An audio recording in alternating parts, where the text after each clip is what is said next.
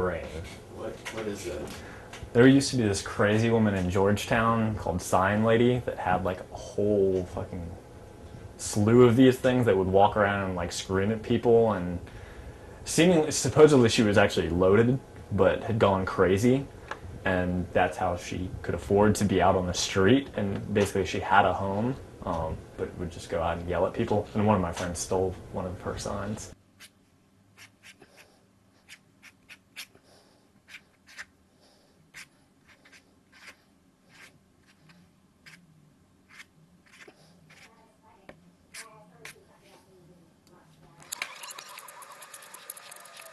My name is Mikael Broth. My current age is 25 years of age. I guess earlier memories of making art would be my mom was always really into encouraging me to draw and paint and just be creative when I was a little kid. I remember in elementary school, just always being good at art and making random weird stuff, and art teachers being confused by it, thinking it was bad because it was weird, I guess. I don't know. I guess the current style that I work in, I would describe as pen and ink drawings, somewhat cartoonish but adult themed or politically themed, kind of in almost a collage drawing style. Lots of animals having sex. It seems like lately your more current work is a lot more politically themed. Can you talk about that and why? Some of my current work is more political, I guess, because it's just easy to be inspired and to be angry and just frustrated, and it's really easy to find content.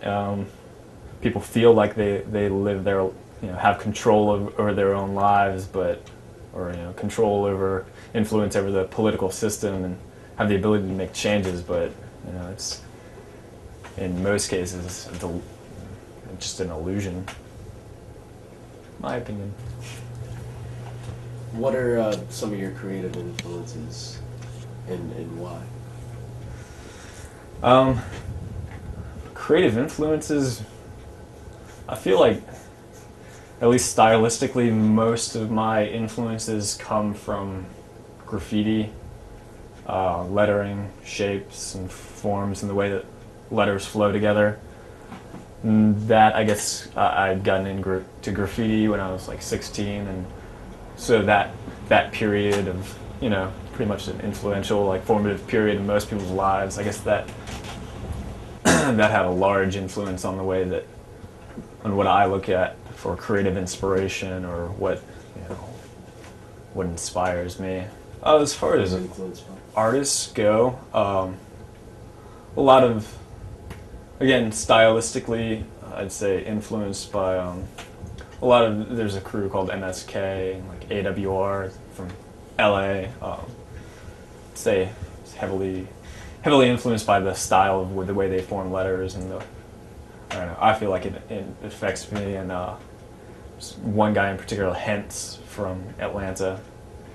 Other than that, I don't know, Mike Giant, definitely some other tattoo artists. Yeah. I'm looking around trying to figure out if there's, think of who else.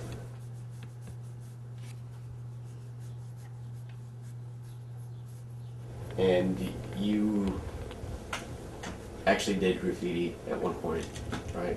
Yes. And you got busted. Yes. When did you get busted? And do you want to talk about that for just a couple minutes? Yeah, for a hot minute. I guess I got in graffiti, like I said, when I was like 16, and kind of faded out for like a year or two there. Then like when I was 18, got kind of back into it. Then when I came down to school in Richmond, got more heavily into it, started trying to like make that the purpose of what I was doing, like traveling to do graffiti and whatnot. And then I guess, just got more into it, and eventually, got sloppy, got careless, got cocky, I don't know, whatever it was. Ended up getting busted for real, in 2004, I think. April? Yeah, April 2004. My artwork definitely changed completely while I was in jail. Before that, I'd been doing a lot of like screen print based work, or like work kind of based on the computer, a lot of like solid black and white stuff, things that kind of lend themselves to like high impact out on the street, big bold things. And while I was in jail, it's so boring. There's nothing to do.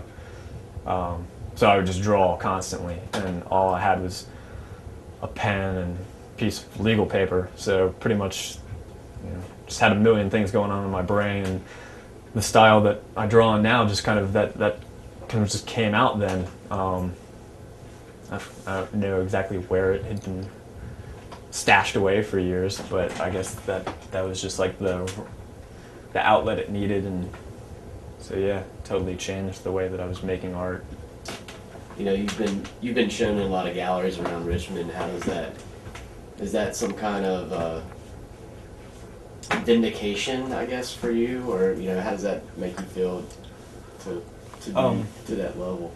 I guess going from that, having been arrested and like, I guess a fair amount of the community looking at you as like some scumbag vandal, to showing in galleries, it's kind of funny to me, because it's just like,